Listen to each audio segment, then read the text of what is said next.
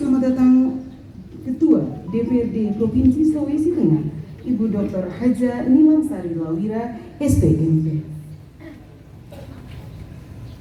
Selanjutnya, pembacaan sejarah singkat Persatuan Guru Republik Indonesia oleh Dr. Idrus Arore, SPD, SH, MPD.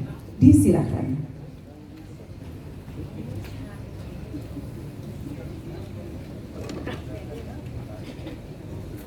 Assalamualaikum warahmatullahi wabarakatuh.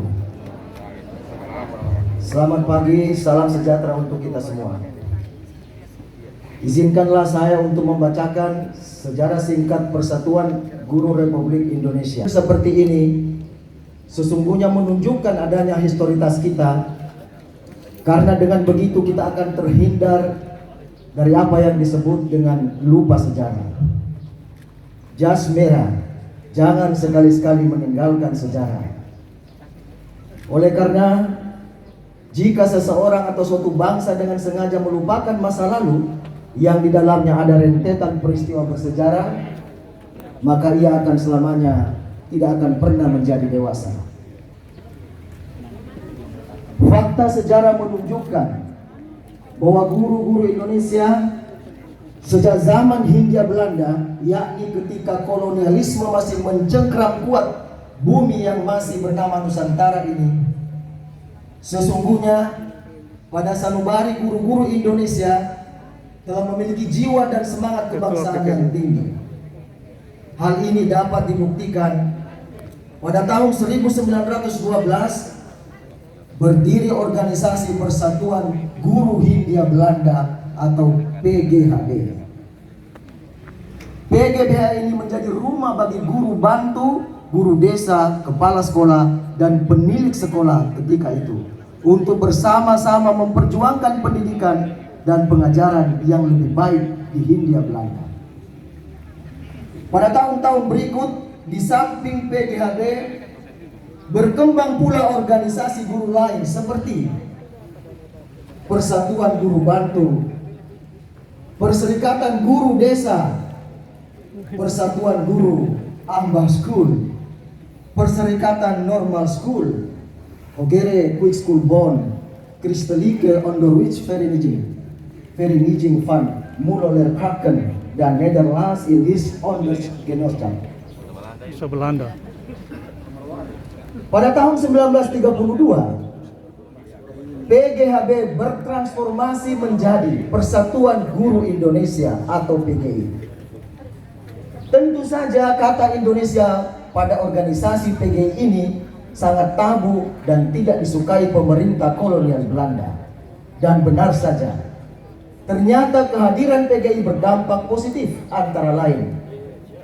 Jika sebelum PGI eksis, semua kepala sekolah Hollands Inlandse School atau HIS, yakni setingkat SD pada zaman Hindia Belanda, dijabat oleh orang Belanda, maka sejak saat itu satu persatu pindah ke tangan orang Indonesia.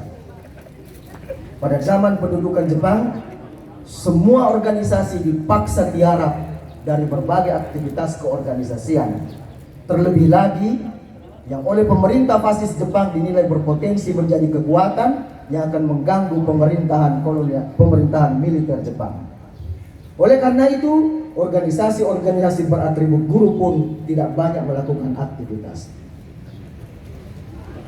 Pasca proklamasi kemerdekaan Republik Indonesia 17 Agustus tahun 45, dalam nuansa kesadaran kebangsaan yang menggelora, akhirnya pada tanggal 24-25 November 1945 di Surakarta, Jawa Tengah, dalam suasana revolusi dan di tengah bau mesin serangan dan pemboman tentara Inggris atas studio RRI di Surakarta, digelar Kongres Guru Indonesia yang dihadiri berbagai elemen guru, baik secara individu maupun atas nama organisasi sebagaimana disebutkan di depan. Mereka hadir tanpa memandang latar belakang agama, suku, lingkungan kerja, latar belakang pendidikan, bahkan yang sudah purna tugas di zaman Hindia Belanda pun hadir berpartisipasi dalam kongres ini. Mereka bersatu tekad untuk negara kesatuan Republik Indonesia yang baru seumur jagung. Di dalam kongres inilah pada tanggal 25 November 1945 atau 100 hari setelah proklamasi kemerdekaan Republik Indonesia, akhirnya berdiri sebuah organisasi bernama Persatuan Guru Republik Indonesia. Sejak itu, semua guru Indonesia menyatakan diri bersatu di dalam wadah PGRI yang memiliki sifat unitaristik, independen, dan non-partisan. Hingga kini, PGRI telah hadir pada semua fase kekuasaan dan kepemimpinan nasional. PGRI senantiasa mengikuti dan berkontribusi dan menjadi bagian integral dinamika pendidikan tanah air. Oleh karena itu, PGRI juga senantiasa membenahi diri, antara lain melengkapi berbagai perangkat dan kebutuhan organisasi, sehingga saat ini PGRI telah memiliki